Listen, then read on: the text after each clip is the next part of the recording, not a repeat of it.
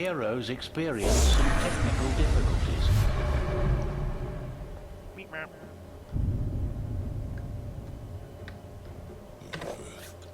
Alright, hello everybody, my name is CulBlu, and I'm bringing you guys this game, which is actually the Friday Night Dota 2.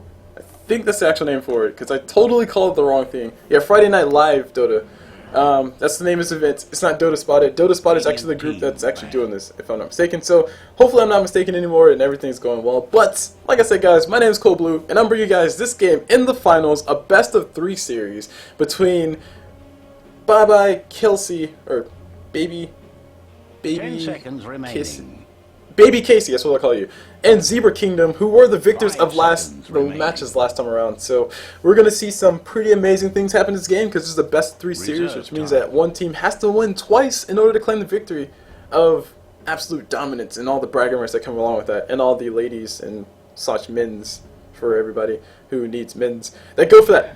But anyway, for us, we're just here to watch some awesome Dota get played, and so far we see the bans coming out relatively standard. We got the Lycan ban, we got the Ember Spirit, and the Nyx Assassin ban, and I'm not going to be surprised if we see the ban on top of Visage or somebody else of the sort. There are many standard bans, and Ancient Apparition is kind of one of them nowadays. And Invoker first pick for Zebra Kingdom once again. I casted the last game of Zebra Kingdom versus the other team that they played against. I lost, I forgot the name. Now I feel horrible. MYO,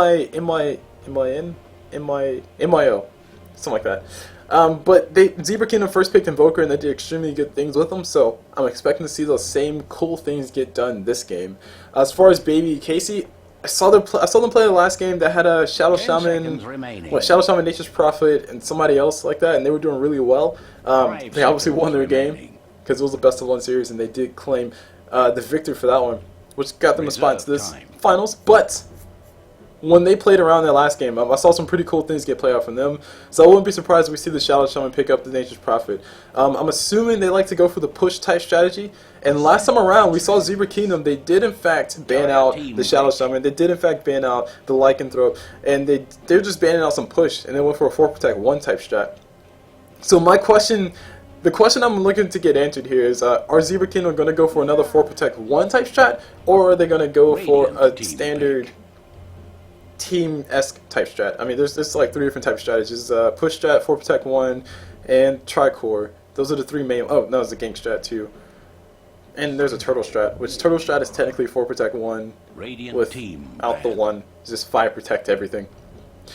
But anyway, all I was trying to say though was that, are we going to see Zebra Kingdom go for the same type strategy they went for last time around, where they basically stall for as long as possible and then try to get that anti-mage super farmed up so he can just kill everything? 10 seconds and my answer to that, the answer I'm seeing so far is, nah, they're not going to go for that just yet. There's a Nature's Prophet already on the map, so they're going to have to get some counter push. They might pick up a Shadow Shaman themselves on the Zebra Kingdom side, or they can pick up a Coddle, which I haven't seen played in like for freaking ever. But they could go for him. Actually, they banned out the Shadow Shaman instead, so they obviously had a little time to get some research on the enemy team.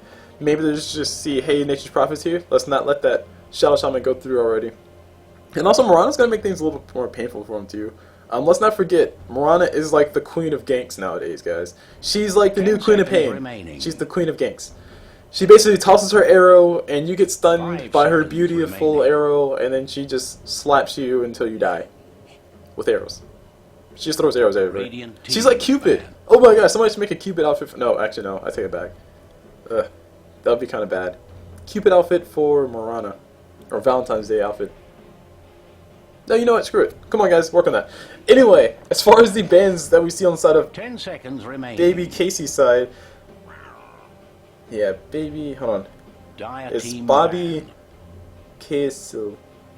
Babi Kecil. Babi Kecil. I think that's how you pronounce that.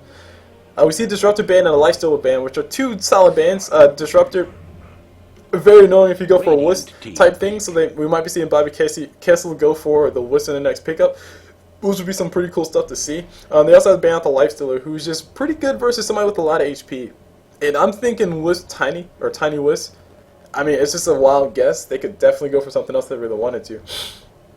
I'm kind of sad to see that they didn't pick up a Lifestealer for themselves, because Lifestealer versus Centaur would be really nice. And also Lifestealer pops Rage, Invoker doesn't do anything to him, and Invoker's just sad the whole entire day. Maybe even a Lifesteal 5 Clockwork would be seconds really nice for them to remaining. pick up. But on the side of Zebra Kingdom, they ban out the Tinker, so they've caught wind of the fact that Reserve time.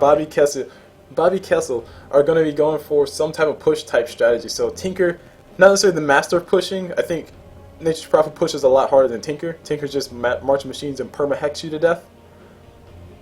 But we see that Zebra Kingdom are, like I said, caught wind of that. They're going to try to go for something to stop that, or just stop that aggression altogether. Shadow Shaman, perfect ban out. Tinker, decent ban out relative to what they're facing. But as far as what they want to go for, they have to deal with the Mirana, they have to deal with the Nature's Prophet, and I think they're going to need someone like a Bristleback to survive just some damage like that, or have some tanky front line that can say, okay, you got all these arrows, you can catch them with the arrow, but you're not going to kill me, or hey, I can kill all your creep wave really fast, because Nature's Prophet is going to have all those treants everywhere. So maybe somebody like a Zeus from mid, oh no, they got an Invoker. Maybe somebody like a Bristleback for that damage on top of AoE and everything. I'm trying my hardest to think of Necrolite. He can work decently versus this lineup. Won't really be all that survivable until he gets himself some bigger items, but even still, he should be able to survive long enough. But I'm not thinking Anti-Mage. Actually, no, Anti-Mage will be perfect too. The Battlefield versus all the creeps, that'll be nice to see. 5 seconds remaining. That'll be nice to see. He'll be able to farm that pretty darn fast. His only fear will be arrows, because he can blink away all he wants, but if Mirana catches him with an arrow, he's as good as dead. And with the Shadow Demon picked up as well, Anti-Mage is kind of his own enemy if he does get picked up by Zebra Kingdom. If you disrupt an Anti-Mage, he basically kills himself essentially if he doesn't blink away fast enough. So you disrupt an Anti-Mage with that Shadow Demon disruption, and then on top of that, after the disruption's over, he makes illusions of himself and he punches himself for mana break, and he also punches illusions for mana break, and if he's not too terribly careful, like I said, he'll pretty much kill himself.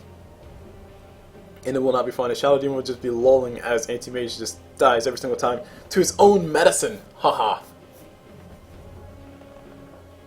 So as far as a pick for Babi Khaleesi, it looks like it says Khaleesi. It's not Khaleesi, it's Kecil, or Kecil. Radiant team Babi pick. Kecil. We see Visage pick up, or Visage picked up, however you want to pronounce that. I say, actually it's Visage. It could be Visage. Visage. Yeah, let's go with Visage. That's how I've grown up pronouncing it.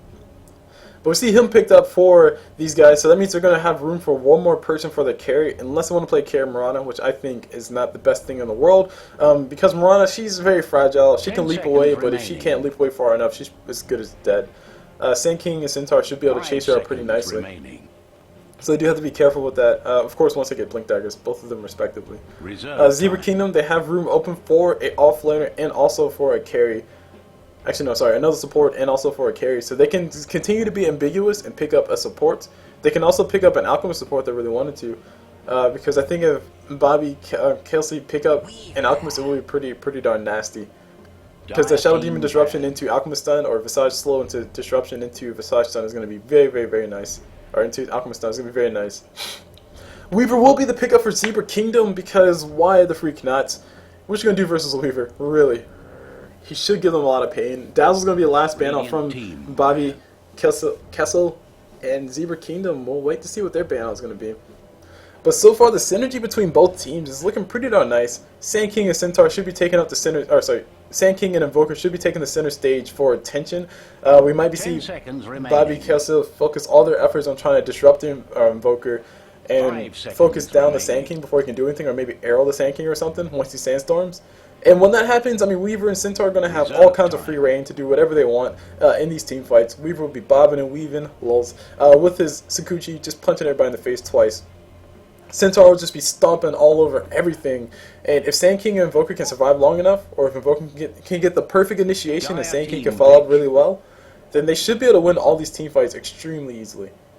So I'm a little bit concerned for Babi Kecil, if you guys haven't picked up on that. But for the most part, they should be able to put up a good fight, because they do have the split push potential, and they do have the counter initiation, or the defensive disruptions to throw out if somebody does get caught out with the Burrow Strike. So things to look forward to. Meanwhile, the ban on Zebra Kingdom, we see the ban on Puck. Just somebody who can silence Centaur, Sand King, and Invoker. That'll just give him a lot of trouble. We might be seeing somebody who has a built-in silence, like a Skyrat. Oh, no. I don't know. Can you do a Carry Pugna? Carry Pugna would be nice. He'll die very fast, but he'll still be pretty nice to see. We could see something like a Bloodseeker. He could be picked up once again. Trying to think of what carry builds Orchids normally. Storm? Spirit? No, they go for Viper. Viper should be survivable, relatively speaking, and any damage that gets dealt to him shall be getting dealt back to the enemy person. So, Viper as a carry, I'm not too excited about it. So I'm assuming they're going to go for Mirana for carry. Like Tri-Lane, Mirana, Shadow Demon, and Visage. Go for an aggressive Tri-Lane. Viper runs mid, or sorry, Viper runs safe lane, and... Yeah, whoa, hold on. Nope, no aggressive Tri-Lane. It's actually pretty interesting. Skywrath Mage gets picked up on Zebra Kingdom side. But Mirana, she can run in the aggressive Tri-Lane with Shadow Demon and Visage. That puts Viper safe lane and Prophet mid? Yeah, I'm thinking aggressive, or defensive safe lane or something. Viper has to be mid. Prophet probably off lane, and then Tri-Lane down bottom for the dire side. So there you go. Okay, I'm a little confused. Just tripping over my own thoughts here. But on Zebra Kingdom's side, they're a little bit more straightforward. Weaver plus Sand King, Skywrath Mage, Tri-Lane, Centaur Warrunner offlane, and Invoker mid. We're going to see those matchups likely happen, but we can still see some pretty interesting things if we're not careful. And 2 smokes of the Seas getting used already, so we're going to be seeing some aggressive Tri-Lane action going on. These guys are going to be going for the easy arrows, going to be going for the easy kills, and possibly going for the easy, excuse me, easy first blood. So while we have a little bit of time before things get too terribly exciting, let's go and do introductions. Start off on the side of ZK, or Zebra Kingdom. We see Zinsifi. I'm pretty sure I pronounced that name like 5 different times, and they're all wrong. On that Invoker, moving on to the Sand King, we see Blank. Look at that beautiful Sand King. Look at him, just full of sand. We see Blank on him. On this Weaver, who's in the front, we see La La La 555 666. Cool stuff going on. Skywrath Mage is being played by Tower. Sorry, Skywrath Mage is being played by Trees. Oh man, actually, we see some action going on. Hold on, let me get out of this. We see some action going on. We got the first blood going on top of the Shadow Demon. Now we got Sand King in a little bit of trouble. He's getting hit with a bunch of damage. He will be going down. Meanwhile, everybody tries to run away. They will be dipping on out as fast as they possibly can. And wow, I didn't miss first blood, but I totally didn't know what's going on. But the fight did happen, and the first blood does go to ZK. Did it go to ZK? Yeah, Sand King killed the Shadow Demon. The first blood did go to him, so yeah. I'll try to do my introductions, and CulBlu, trying to be fancy for once, misses everything because he's trying to be fancy. Anyway, let's continue down this bad road and be fancy again. Skywrath Mage being played by Shakika, and Centaur Warrunner getting played by Puff Puff. And on the side of Basiel, we see Valorith. On this Shadow Demon, on this Visage, we see Schwan. I don't know if that's original Schwan or not. Moving to his Nature's Prophet, we see number 22, or just 22. And on this Mirana, we see Xigth on her. And last but not least, on this Viper hiding in the trees already, we see Sapphire. And that ends up all the callouts. And there you go, guys. That's one of the drawbacks of doing high production value type thing. Oh, jeez. There we go. That's one of the drawbacks of trying to do things fancy and high production value. Like it's like, oh look, a fancy overlay, yay, and then miss first blood. Or at least get disoriented enough to where you don't know what's going on. So yeah, the team fight was about what I expected. I mean, both sides were heading towards the same jungle. If I was paying attention a little bit to a mini-map, which was gone while I was in that mode, if I'm not mistaken. Nope, looks like it wasn't gone. Or maybe it was gone, but now it's just messing with me. Aha, see guys, I'm not crazy. Yeah, no, it was probably still there. But if I was paying attention to the minimap the whole entire time, I could have seen that both teams were heading on a collision course to an early first blood. And I was still, snail. I was still expecting to see Basiel get that easy first blood coming out from the Mirana arrow, or Shadow Demon disruption to Mirana arrow. But with them losing the Shadow Demon so early on, it made me pretty darn sad. And he's actually missing a head. Which makes sense. It makes sense that he has no head right now, because he is definitely not a head. He's the headless person. But he's definitely not a head. Get it? Get it? He's not a head. He's not a head in the game because he did die first. Oh, CulBlu, clever. Yay. So while we have this pause going on, because Invoker did have that DC, let's go and take a look at the early start of the builds. We see that everybody has things that you start off with. Weaver's going to be going for, looks to be what looks to be a Ring of Aquila, so it'll be nice for him to have. Centaur Warrior starting already on that path to some Tranquil Boots, and Mirana, she's going to be working on, I don't know if she's working on Tranquil Boots.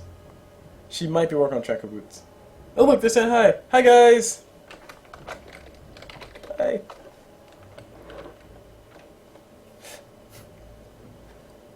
Alright, but she might be working on Tranquil Boots. Viper, he already has himself a whole entire Wraith Band up, and he already got donated 1 Tango Shard, so it's going to be really nice for him because, I mean, Viper, his damage early on is pretty darn decent amount of, oh, okay, actually no, I'll take it back, it's pretty darn bad.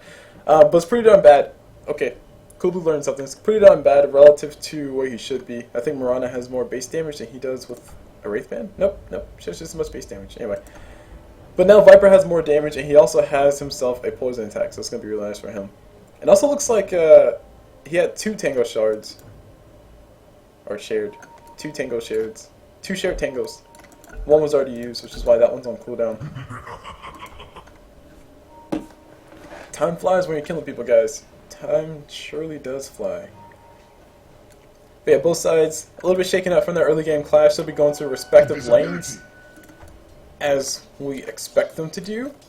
And we'll be seeing some standard Dota get played now. Yay, standard Dota. That's where people farm for like 30 minutes. So moving down bottom, Sand King and crew are running into the tri-lane. So Scarth Mate, Sand King, and Weaver will be the tri-lane.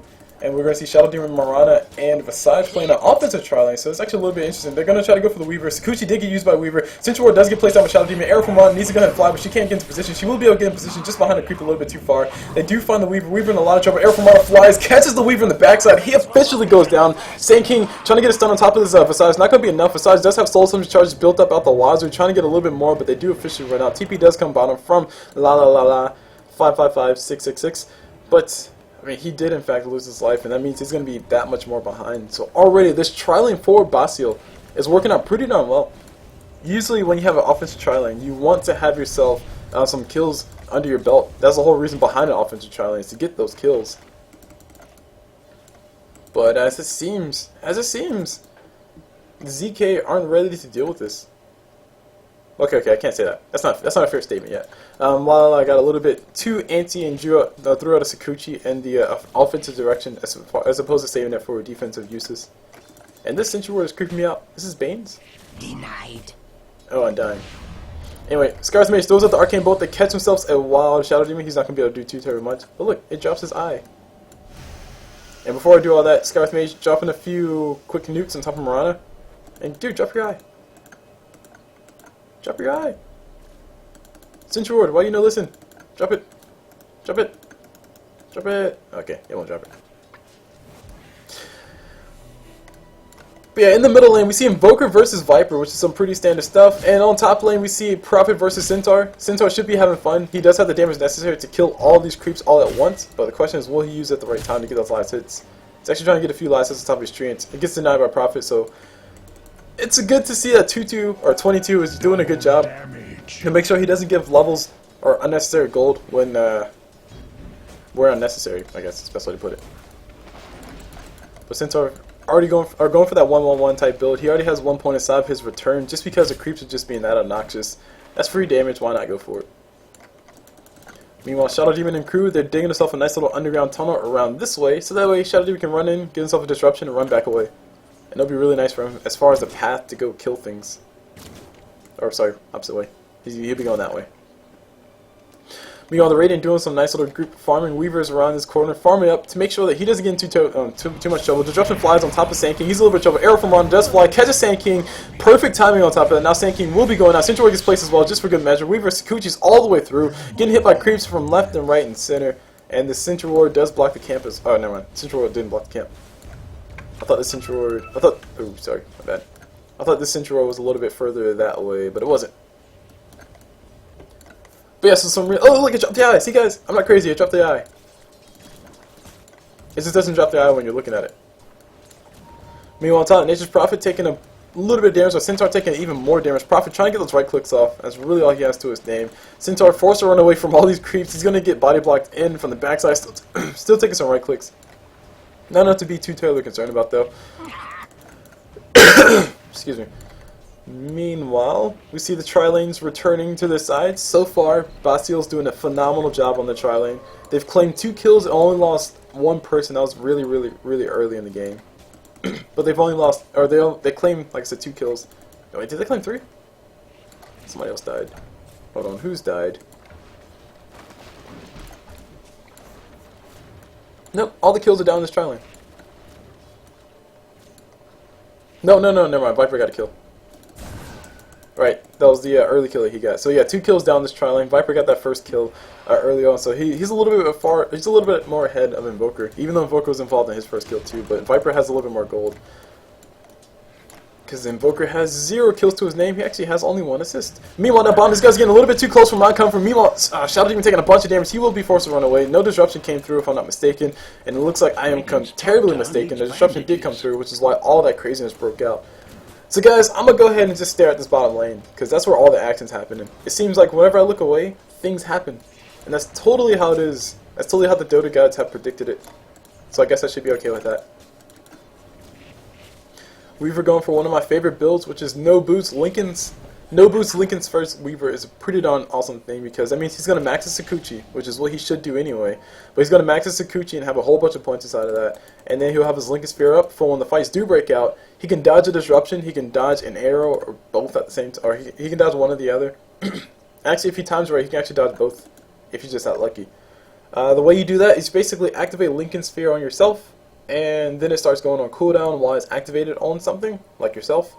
And then, if it's at the right timing, if he gets hit with the disruption, oh man, hold on, we got Scar's base, come around the corner, he does find himself a Shadow Demon. Shadow Demon forces to disrupt, the arrow from Mirana does fly through, almost just barely misses Scar's base. Central Warrior ulti goes through, these guys are going for the long haul as far as the fights go. Shadow Demon trying to go all in, not going to be able to find anybody. Sand King healing up with the healing style, Prophet TP's in, trying to go for the kill on top of the Sand King. Sand King eating too many trees, Prophet does get the last right click, just enough damage. Meanwhile, Mirana's on the backside, still going for the fight, arrow from Mirana flies, catches Skywrath in the backside, he will officially be dying in the front side, and oh my gosh, I'm getting some lag on my side, but it doesn't really matter because we got somebody dead on the front side, and they're down in the ground side, and oh my gosh, how many times can I say the side? Might as well just say side. Because that fight was all kinds of crazy. Things happening everywhere and lag spikes. Just lag spikes. But all in all, the fight is won. Bastille still able to claim their victory. ZK were able to claim 1 kill in that whole entire thing, but that's really about it. So far, Bastille doing a great job with their rotations, doing a great job with their offensive tri-lane. And the top lane, Prophet TP'd at the perfect time. Central Ronin pops his ulti just to save what he could, but it wasn't enough. So some good map awareness coming out from Puff Puff. We'll give him credit where credit is due. Short-sighted. Invoker builds up those phase boots. He is going for Quas Wex Invoker, as we've seen become the most popular thing in the world. Which I still love Quas Wex Invokers, guys. Freaking EMP Tornado for the win. And actually, just a little few fun facts while we have a little bit of a moment. A few fun facts about Quas Wex Invoker versus Quas Exort Invoker. I've actually watched the 1v1 tournament, and there was an Invoker who decided to go Quas Wex, and there was one who decided to go Quas Exort. The difference between the two is that one Invoker had mana issues, and the other one didn't. It was actually the opposite of what you expected it to be. The Quas Wex Invoker had a lot more control and had a lot more mana to deal with because he didn't get EMP'd all the time. And the Quas Exort Invoker had a lot of issues getting controlled, and he didn't have a lot of mana most of the times. But the thing that made it really interesting was the simple fact that the Quas Exort Invoker won. The game lasted for a while. It was like a 20-minute game, 1v1, 20 minutes. That's like a long time for a 1v1 match. Especially when the score was going to 3, I think, or 2. 2 kills or 2 towers, that's what it was. In mid, we got a lot of damage comes with Viper. Viper's going to be taking a nice little stomp to the face. He will be going down. Central Warrior able to claim that kill easy. Invoker EMP flies as well. Just to make sure, just for good measure. Prophet ulti flying through just to push everything back as well. Meanwhile, down bottom, we got Sankey taking a bunch of damage. He will be going down to the Starstorm coming out from Mirana. And now Weaver's in a little bit of trouble. No detection coming out from these guys. Actually, there is detection right around this corner. So Weaver forced to Sakuchi in the opposite direction. And Radiant are in a very weird position. Like, the Dire have all kinds of control. The goal graph and the XP graph will show the same exact picture. Wrong button. The goal graph shows that Bastille are actually ahead by essentially 2 towers, which is funny because no towers have died yet. And on the XP graph, the Dire are pretty darn far ahead. They've gotten more XP because of the hero kills. They've gotten more farm because of the farm. So they're just doing really well. Basio doing an excellent job of controlling this game. It's all really going to come down to if Invoker can actually control the way he needs to control. Because ZK need him more than ever. They need those tornadoes, they need those EMPs to be on freaking point. And also keep in mind that they donate a lot. Oh, hold on, we got TPs coming on top. We got Sankey getting a nice little stun on top of Nature Prophet. Nature Prophet will be going out. Viper going to go all in and throw the Centaur Warrior. He gets silenced up. He gets hit with a bunch of arrows. Viper going to be going all in. He wants to go for full man mode. Does give himself a kill on top of Skywrath Maze. Sankey forces Sandstorm. He has no mana for Burrow Strike. If this person coming brings mana, it will be nice, but it will not be nice because they do cancel TP. Invoker stays. Meanwhile, down bottom, Mirana popped that Moonlight Shadow. Weaver still here. Gets disrupted. Arrow from Mirana will fly. Nice little timing on top of that. Weaver Sakuchi's, but it doesn't really matter. They will be able to kill him as soon as he comes out of it. He does officially come out. Pops the ulti just in time. And Versailles showed up around the corner because why the freak not? Schwan doing a great job of doing his best Schwan impersonation. And they will be able to get himself a kill on top of his tower as well. So I think it just might be a very, very, very fast game coming out for Basil because ZK, they can't get anything going for him. We got the rotation coming from Invoker down bottom. But even if Invoker decides to go in and get in trouble, and beautiful tornado, beautiful EMP, gonna be able to catch everybody who's involved. Centaur Warrior popping the ulti, run around the corner, catches the Centaur, or catches the Visage. Stomp does not catch Mirana, but Mirana does have a leap available. Nope, I lied, she doesn't have a leap available. Meanwhile, around the corner, we got Disruptor, or Shadow Demon, getting chased by a nice little Arcane Bolt. It's gonna go ahead and TP out around the corner, gets hit with a nice little another Arcane Bolt, and he does officially go down. Skywrath Mage claiming that kill. Tower down bottom got denied, if I'm not mistaken. Nope, I lied. I am totally mistaken once again, guys, because CulBlu, that's the luck of CulBlu. The tower actually died to creeps. And 22 on the Nature's Prophet built himself that Hand of Midas. So we'll likely see him go for Hand of Midas into Necrobook. He's going to be going for the straight up, I'm going to push you guys to death. And ZK, their Weaver, doesn't have nearly as much farm as you would want him to have at this point. I mean, the fact that he doesn't even have power trades yet. Which, I was assuming he was going straight up Lincolns and no boots. Which you can do as a Weaver, because you do have Sakuchi up every 2 seconds. Assuming you use the full duration on Sakuchi. It's 2-second cooldown in between Sakuchis. Which means that you can pretty much move max move speed all the time. Especially once you get that Ring of Aquila, which he does not have just yet.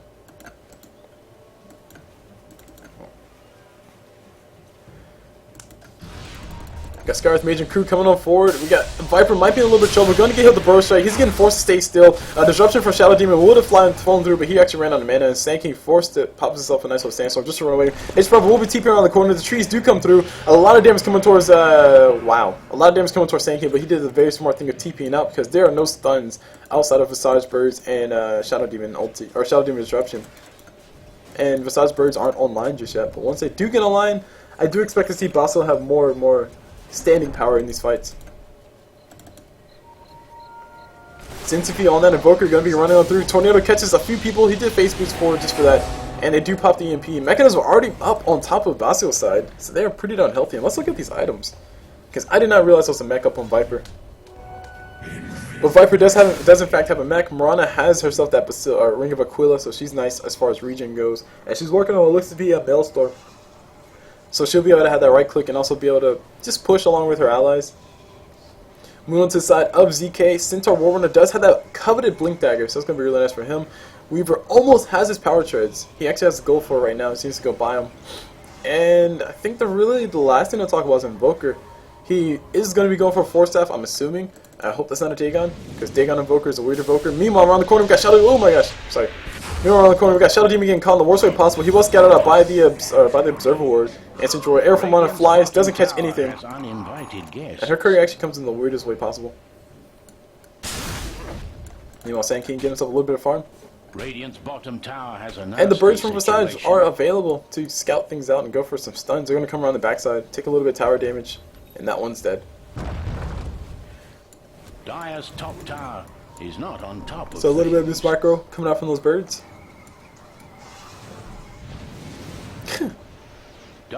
Tornado flies from Invoker, doesn't catch anything. Sad Invoker sad. Meanwhile, that's how Weaver doing a nice little job. Pushing things forward. And Prophet trying to do what he can to keep Weaver from pushing too far forward. Prophet does have max treants, which is going to be really nice for his pushing. He also has max stun, or sorry, max TP. Anyway, Mirana taking a bunch in there. Speaking of stun, she will be able to throw an arrow. The arrow does fly. Centaur Warren doesn't really care. Mirana pops herself a magic wand, keep herself alive just long enough for her to kill Centaur. And now Weaver will avenge his ally. So Lala we'll be able to get that kill.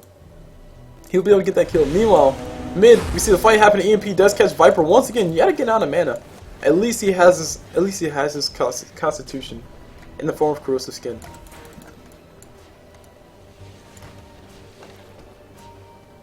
So items haven't. Oh wow. Okay, never mind. I thought Morana was going to go for Maelstrom, but she actually went for a Hand of Midas too. So these guys are playing a little bit greedy on Balseo's side, but it will pay off if they can survive long enough or use, like, you know, stall long enough for the 11-minute mark.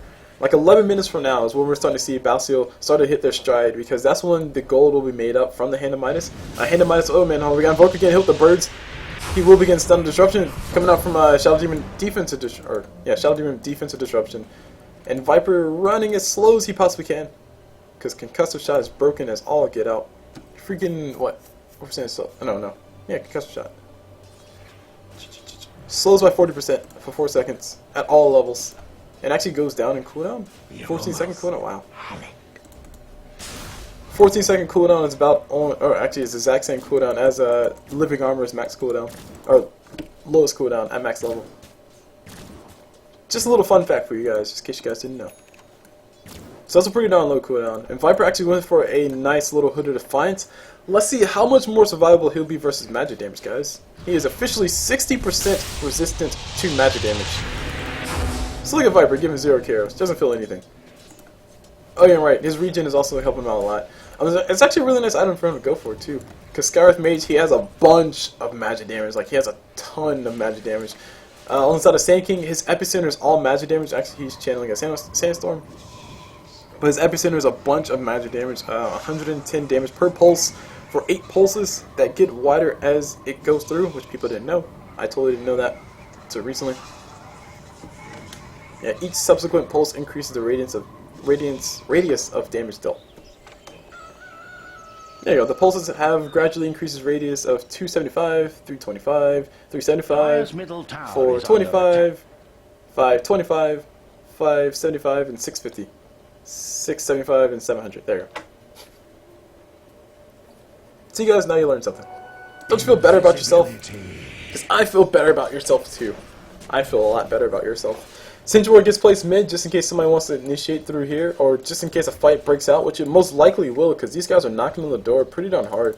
Viper full mana, looking for a fight. Invoker coming forward with that invis. He does get scouted out, but the creeps do show that he isn't revealed, so he knows that something's up. And Viper once again popping that mechanism before he gets hit with that EMP, because he knows he won't be able to have the mana for it afterwards. And the supports on Basio's side are doing a phenomenal job of not only rotating, but also placing those wards in the spots that they need to be placed. So I'm actually quite impressed coming up from Basio's play, or by Basio's support play. And I'm actually kind of admiring them a little bit, because I play support all the time, and I hate it when I forget somebody who's helping me out supporting, and they're not doing the support thing. They're just like doing whatever they want.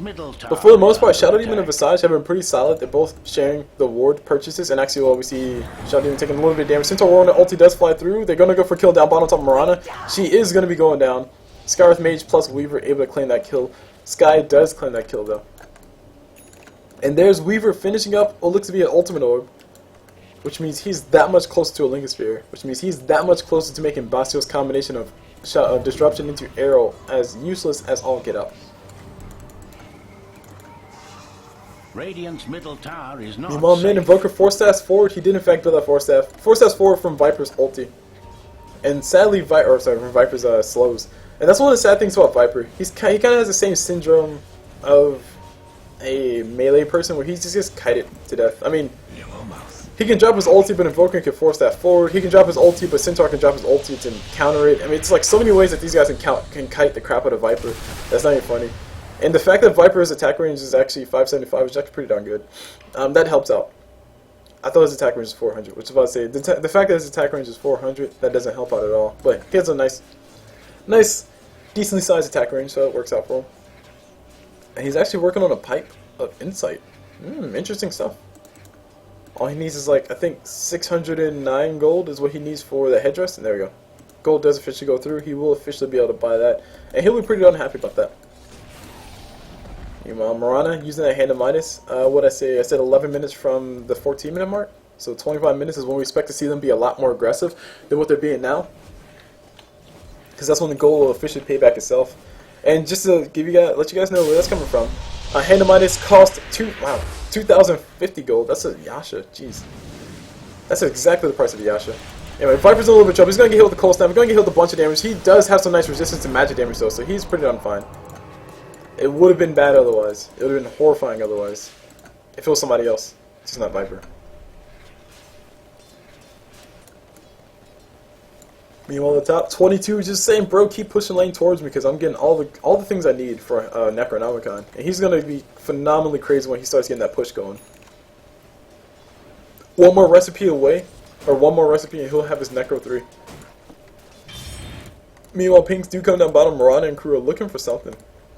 Or they're not going to be able to find anything. It looks like they're not going to be able to find anything. Both sides are just kind of at a stalemate of some sorts. The tower advantage is in favor of nobody because one tower is... Actually, no.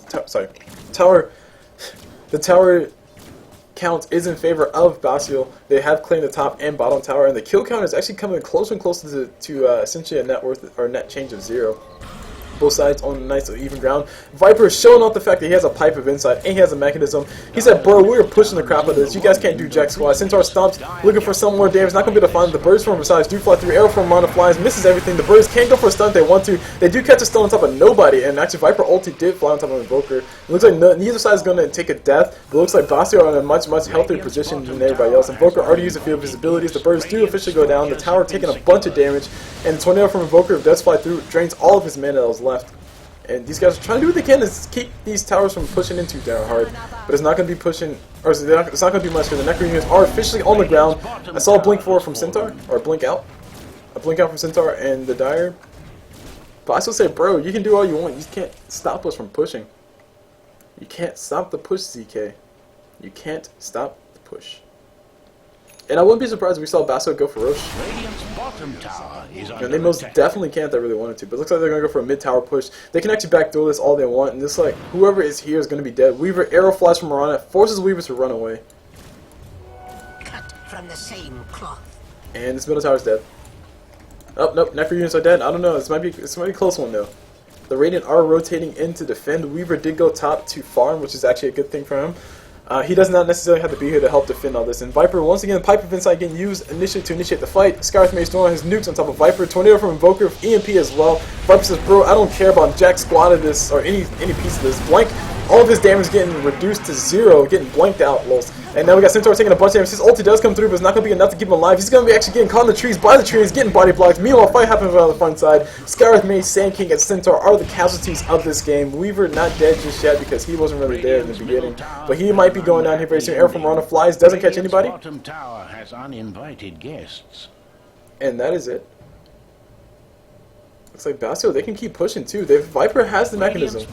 He has the mech which is keeping everybody nice and healthy. Prophet has the Necro 3 flying out to him as we speak. So he'll have those Necro units up at the perfect possible time. He's actually waiting to use it. Or waiting to use that Necro book. Arrow from Rana flies, catches nobody. And these guys are just on a death march right now. Like, I feel like we should have the Imperial Star theme played out in the background. Radiant's middle tower may need a hand. Radiant's middle tower was smashed into pieces.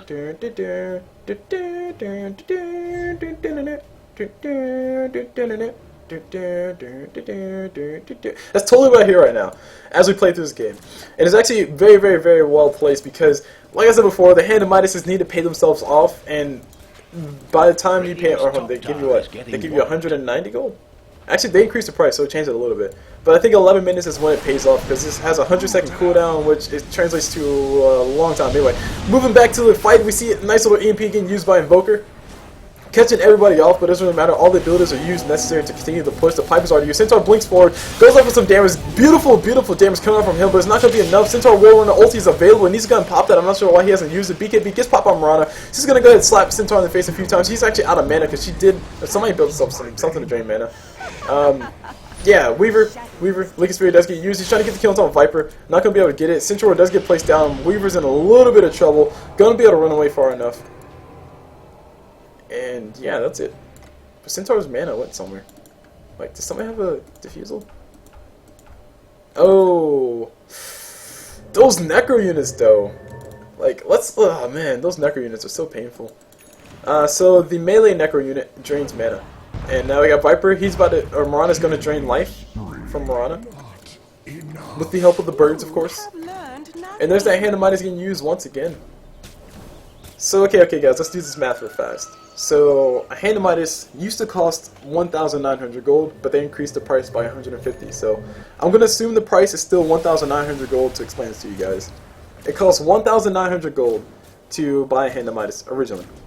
And every time you use it, it gives you back 190 gold, right? So that means you have to use it a whole entire 10 times in order for it to pay for itself. So, as a result of knowing that, if she used her hand of Midas 10 times, assuming the original price, and it's a 100-second cooldown, that means it's going to take her a whole entire, 10 times 100, which would be 1,000 seconds, to actually have it pay itself back. Convert those seconds into minutes, and that should come out to about 11 minutes, which I don't really know. Hold on, let me get my calculator, because I feel like it doesn't come out to 11. So 1,000 divided by 60 equals 16 minutes. Okay, my bad. My bad. CulBlu does bad math, guys. Anyway, it'll take roughly 17 minutes for it to pay for itself. And assuming the new timing, it's going to take an additional use before it actually pays for itself, and then gives you some benefit back. So that's actually 100 seconds added to that, which would be another minute. So, well, okay, another minute and 40 seconds. Okay, fine, let's do the math. Multiply this by 60. Add on 100. Dire's middle tower is under fire. And divide that by 60. Dire's So there you go, 18 minutes. About 20 minutes before it pays itself off. And remember that these guys got this at like the 13-minute mark, so that's pretty nice timing. Anyway, Viper's mid, he got himself nice and hit up with a stun, but he doesn't really care. Centaur Warrior forced to pop his ulti, trying to run away. Puff Puff will be going down, so Puff Puff dead. Meanwhile, Weaver, he is getting chased. The Centaur Warrior is, or the Geometry site is up on Shadow Demon. They're going to try to catch the Weaver. Not going to be able to get the kill on top of him that they wanted. EMP flies from Invoker. Going to be getting used, not going to catch anybody. And the push will continue. They're going to go for this bottom tower. They said, bro, we're going to get this tower. And Mirana's leading the charge. She actually leaps forward. They'll try a nice little leap, helping her out, helping her allies get there a little bit faster, just a slight bit faster. Radiant's top tower was crushed to smithereens. Now she has a Millstone. But anyway, Starstorm has a 12-second cooldown. Okay. She was about to use it, but she canceled it. But yeah, so 20 minutes from the 13-minute mark, so we're almost halfway there. Almost halfway up. Invoker keeps trying to use his tornado. I think he's using it for vision of the birds, as opposed to trying to use it on the birds. But now it's on cooldown for 22 seconds. Has a 30-second cooldown originally. And as far as everything else, though, I mean, I think ZK have the potential to win these fights if they can catch out the perfect combination. But with the Viper having the pipe and the mechanism all freaking ready, it's reducing their damage by quite a bit. Sand King's Epicenter does a nice chunk of damage if he can get all the pulses off, which I think at this point, look, doesn't really matter. We got Viper taking a nice little silence, just tanking up damage in the front line. He says, bro, I don't care about any of your damage. Like, all the damage you guys got, I give 0 cares. He has the mechanism available. He's going to use it once he does stop getting chased down. Beautiful disruption coming out from Shadow Demon, and they're going to try to go for the fight. Mirana force spot that BKB. Just come forward. Sand King saying, bro, I'm going to kill you, Viper. You're not going to actually kill Viper. Viper actually kills him, which is ironic as all get out. Arrow from Mirana flies. Not going to be able to catch anybody. And the fight ends with Centaur and Sand King going to be going down. Too much yellow, too much swag. Too much yellow for ZK, too much swag for Backhill. My bad for using those words, guys, but those seem necessary. And when Viper comes in, he's going full man mode. Visage is going to fall up. Mirana leaps on top of Invoker, says, bro, you're not going anywhere. And now we got the concussive shot flying on top of him. Probably he's going to be forced to run away. The tower will be going down. Top tower needs bandages. And the Radiant, I don't think there's anything at this point the Radiant can do to defend against this. I mean, ZK are not in any position at all. The Trillian early on from Basil did a phenomenal job of actually shutting down Weaver, which is great. I mean, he still has himself a Lincoln Sphere, but it's the difference between having a Lincoln Sphere and also having a BKB plus a Deso. Anyway, Death's happening everywhere. Visage, he's going to get caught a nice little burst strike. They're going to get the kill on top of Visage. That's really about it. Viper mechanism a little bit too late. And now they're going to go forward. Weaver trying to give himself some damage. The Central Ward is already placed. Central Ward and Observer are already placed inside the base, so they do know where Weaver is at all times. Radiant's top barracks have had And their axes do go down. Radiant's top barracks had no chance. Pike this side once again getting used. The birds going for the stun. And Mirana has herself a Mjolnir.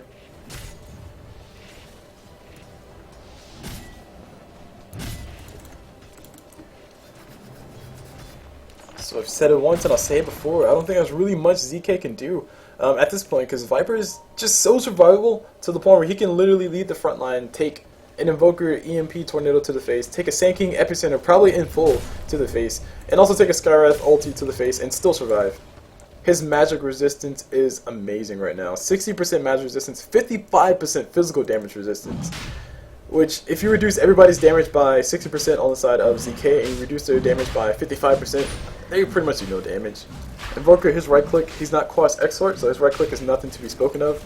Weaver's right click, on the other hand, is something to be kind of spoken of, but not really where he wants it to be. He really wants to have his Desolator. He really needs to have a BKB or something of the sort to keep him alive. Like, he just needs damage, and he also needs some survivability. I think Butterfly would be a phenomenal item for Weaver to pick up at this point. But considering all the damage that Viper doesn't really care about, like 55% of your physical damage doesn't affect him, that is ridiculous as all crap. That means everybody hits at 25% what they normally hit. Anyway, we got the EMP going for initiation. Viper getting caught inside of it once again, but doesn't really care because he's Viper and he. Oh right, Sapphire on that Viper has an Axe now. So GG, well played Sapphire. We got Zip on that Mirana coming forward or exit. Looking for an arrow. Not gonna be able to find it. And the middle tower did go down, so Radiant finally able to claim a tower, but I think it's a little bit too late. Zoroark getting placed in the base by the Shadow Demon. Nice little place to place it. Mirana arrow flies, doesn't catch anything. And is there a Geometry Sight? I think the Geometry Sight on the side of Radiant's up. Or something, because we were just killing some Sentry Wars and Observer Wars. Oh my god, it's lag on my part. My bad, guys.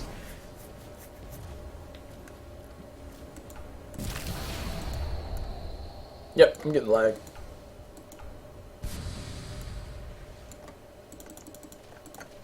Oh, internet, why do you do this? Alright, so I'm going to assume a fight just happened. It looks like Invoker got caught with an arrow. I can't tell yet. But a fight's happening right now, and you guys can't see it because my internet's doing weird things. But don't worry, guys, my internet's stable. It's totally stable. Said nobody ever. Okay, Mirana didn't get the arrow. And the right clicks are happening on the tower. Okay, I can tell that. Scout Mage, Arcane Bolt just flew. Okay, okay. I'm following so far. Weaver Beetles, and there's also an EMP or something like that. And oh look, oh there's a meatball. Oh my gosh, guys, and oh there's an Epicenter over there, and Prophet Trees, and double kill for Vibe. Oh wait, best slideshow ever. Oh my gosh, that was a great slideshow, guys. I'm glad you guys joined me for that final fight in the form of a slideshow. It was amazing, wasn't it? So that's the end of the game. My apologies for my lag issues on the very end. Everybody who's watching the YouTube video afterwards, yeah, there's some lag, and you guys got to see what I see. Everybody watching the Dota TV, you probably didn't hear what I said for the past 20-30 seconds. But amazing team fight happened, somebody died, people died, and the Dire won. Woohoo, GG. So anyway, that's it for this game, guys. My name is CulBlu. I just brought you guys this game in the Friday Night Live Dota for the... Oh man, what was the guy's name? Oh, for the Dota Spotted. If you guys want to check me out, you can check me out on YouTube at youtube.com/user/CulBluDota. That's CULBLU Dota, as you spell it. And you can also follow me on Twitter, which is at CulBluDota. And last but not least, there's also Twitch, which is twitch.tv. No, I don't do Twitch. Sorry, Casters Network. There's Casters Network, which is a group created to help casters come together, collect, collaborate, and create with one another. That's actually where these guys came to, or we came to these guys and said, hey, we want to caster event. And we provided some casters with them, me being one of them, and my other guy, Naziro, or the other guy associated with us, Naziro, he's casting for them as well in the other series. So, that's on YouTube, which is at youtube.com/user/castnetyt, which is CASNETYT for YouTube. And you guys can have fun about that. You guys can learn some more about that. We do awesome things like interviews for casters, and we also are eventually going to do tips for casters. That's going to happen soon. So anyway, hope you guys enjoyed it. I got to jump into the next lobby for the next game, so I'll leave it at that. I got to go hurry up and get there before they leave me. And like I said, my name is CulBlu. Hope you guys enjoyed it, and I'll see you guys whenever.